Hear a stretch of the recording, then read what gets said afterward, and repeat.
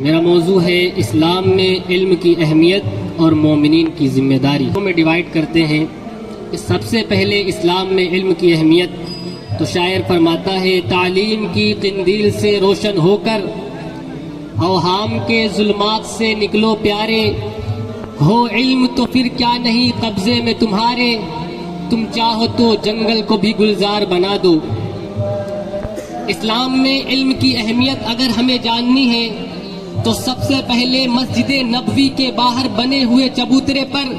بیٹھے وہ غریب فقیر صحابہ کرام کی زندگی کو دیکھیں، جو صحابہ کرام دن بھر کھیتی کرنے کے بعد حضور کی بارگاہ میں آ کر علم دین حاصل کیا کرتے تھے۔ اسلام میں علم کی اہمیت کو اگر سمجھنا ہے تو جنگ بدر کے موقع پر حضور کریم صلی اللہ تعالی علیہ وسلم نے 70 کفار میں سے فرمایا تھا، تم میں جو شخص پیسہ ہے اگر اس کے پاس دولت ہے تو وہ فدیہ دے دے، اگر وہ فدیہ نہیں دے سکتا تو 10 مسلمانوں کے بچوں کو وہ سکھا دے۔ اسلام میں علم کی اہمیت کو سمجھنا ہے تو اس حدیث پاک کو سنیے، نبی فرماتے ہیں، من سلک طریقا سہل اللہ طریقا الی الجنہ، جو علم کے راستے پر نکلتا ہے اللہ اس کے لیے جنت کا راستہ آسان فرما دیا کرتا ہے۔ اسلام میں علم کی اہمیت کو اگر جاننا ہے تو نبی فرماتے ہیں، وَإِنَّ الْمَلَائِكَةَ لَتَضَعُ أَجْنِحَتَهَا رِضًا لِطَالِبِ الْعِلْمِ، بے شک علم دین کی طلب کے والوں کے لیے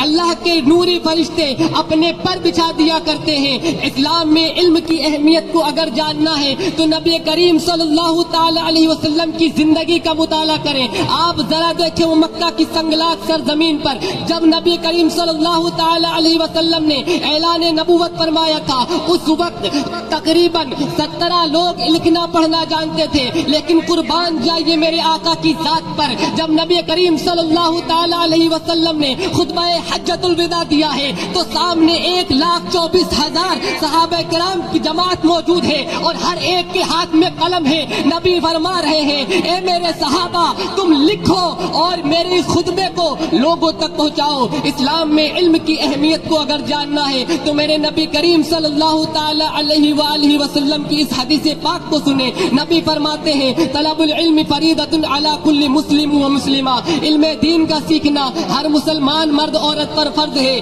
لیکن علم جو ہے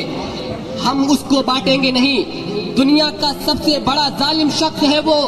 جس نے علم کو 2 حصوں میں بانٹا، ایک دنیاوی علم اور ایک دینی علم۔ علم ایک ہوتا ہے، نہ وہ دنیاوی ہوتا ہے نہ وہ دینی علم ہوتا ہے۔ ہر وہ علم جس کی وجہ سے، ہر وہ علم جس کے سبب ہم اپنے رب کو پہچانے، ہم اپنی ذات کو پہچانے، ہم انسانیت کو پہچانے، ہر وہ علم جس سے ہم بڑوں کا ادب سیکھیں، ہر وہ علم جس سے ہم دنیا میں کیسے زندگی گزارنی ہے یہ جانے، وہ علم دینی ہے، دنیاوی نہیں ہے۔ آج میں آپ کو بتاؤں، ابھی ہمارے ایک بھائی نے سچر کمیٹی کی رپورٹ پیش کی ہے۔ سچر کمیٹی کی رپورٹ بتاتی ہے کہ صرف 2% مسلمان بچے گریجویشن کی تعلیم حاصل کرتے ہیں، 60% بچے ہائی اسکول اور انٹر کے بعد ڈراپ آؤٹ کر جاتے ہیں۔ آپ کو معلوم ہونا چاہیے